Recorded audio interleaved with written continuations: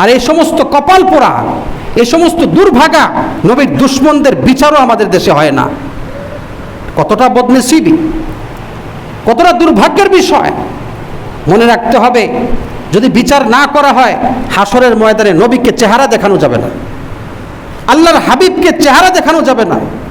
সব কিছু, দুনিয়ার সব কিছু মাফ করা যায়, আল্লাহর হাবিবের সমালোচনা এটা মাফ করার যোগ্য অপরাধ নয়। আল্লাহর হাবিব, আল্লাহ পাক নিজের ব্যাপারে ছাড় দিয়েছেন, হাবিবের ব্যাপারে ছাড় দেন না। আমার হাবিবকে নিয়ে কেউ কটূক্তি করবে, এটা ছাড় দেওয়া যাবে না। নবীজি মক্কা বিজয় করেছেন, সব মাফ করে দিয়েছেন।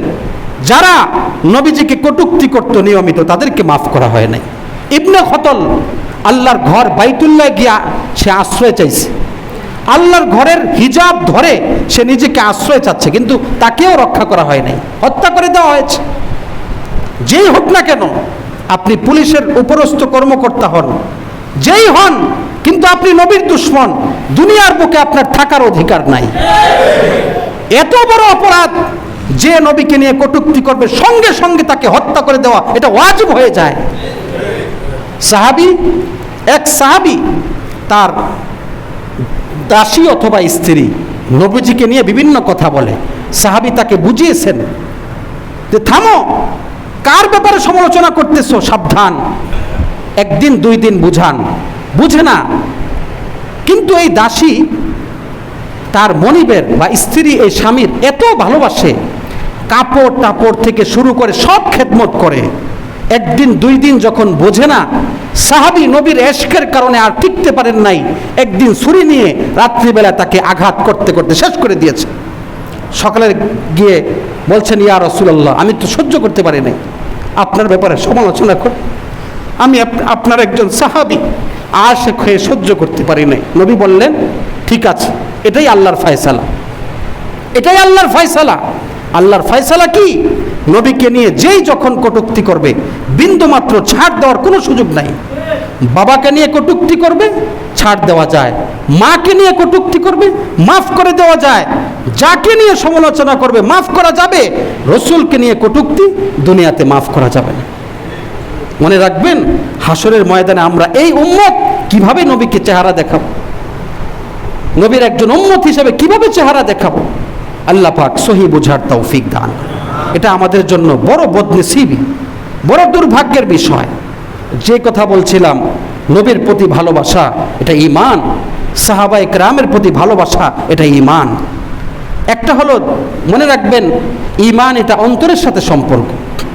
যতই আমি লেবাস পোশাক দিয়ে বুঝাই আমি বড় নেককার, আমি বুঝাই আমি নামাজি, আমি তাহাজ্জুদ গুজার, অন্তরে গোলমাল আছে। অন্তরের সাথে ঈমানের সম্পর্ক, যতই আমল থাকুক, এই অন্তরে যদি গোলমাল থাকে, অন্তরে যদি আল্লাহর ভালোবাসা, নবীর ভালোবাসা পরিপূর্ণ না থাকে, এই ঈমান আপনাকে নাজাত দিতে পারবে না। যতই আমল আপনার থাকুক, কবরে আপনি ঈমান নিয়ে যেতে পারবেন না। আল্লাহ পাক এই অন্তরের এই ঈমানটাকে ঠিক করার তৌফিক দান করেন। তো নবীর প্রতি ভালোবাসতে পরিপূর্ণ পারবো তো ইনশাআল্লাহ? সকল সাহাবায়ে কেরামকে ভালোবাসতে পারবো তো ইনশাআল্লাহ? আল্লাহ তৌফিক দান করুন। আর মুহররম মাসে আমি যে কথা বলেছি, তাওবা ইস্তেগফার বেশি বেশি করা, এর মাধ্যমে বছরটাকে শুরু করা, জীবনটাকে পরিশুদ্ধ করা, আল্লাহ পাকের নৈকট্য প্রাপ্ত হওয়া। এবং এই মাসের যে 10 তারিখ আশুরা, আশুরার দিনটা মূলত এই বছরে হবে আগামী বুধবার আশুরা মুহররমের 10 তারিখ। তো এই আশুরার দিনের সাথে বুধবারের সাথে আরেকটা দিন মিলিয়ে 2 দিন রোজা রাখার কথা নবীজি বলেছেন। সেই হিসাবে আমাদের রোজা রাখতে হবে বুধবারের সাথে মঙ্গলবার অথবা বৃহস্পতিবার, অর্থাৎ মঙ্গল বুধ অথবা বুধ বৃহস্পতি 2 দিন আমরা রোজা রাখব, ফজিলত পাবো, 1 বছরের গুনাহ মাফ হবে। এবং এই রোজার মাধ্যমে আমি শ্রেষ্ঠ একটি আমল সম্পাদন করতে পারবো, পুরা মাস ব্যাপী আমলের মধ্যে লিপ্ত থাকব। হ্যাঁ, কিছু মানুষ কিছু গর্হিত কাজ করে, যেমন মুহররম মাসে তারা নির্দিষ্ট কিছু পোশাক পরে, কালো, লাল, তারপরে গোলাপি, এই সমস্ত কাপড় পরে গলায় রশি পেঁচিয়ে রাস্তায় দৌড়াতে থাকে। এটা শরীয়তে এর কোনো অনুমোদন নেই।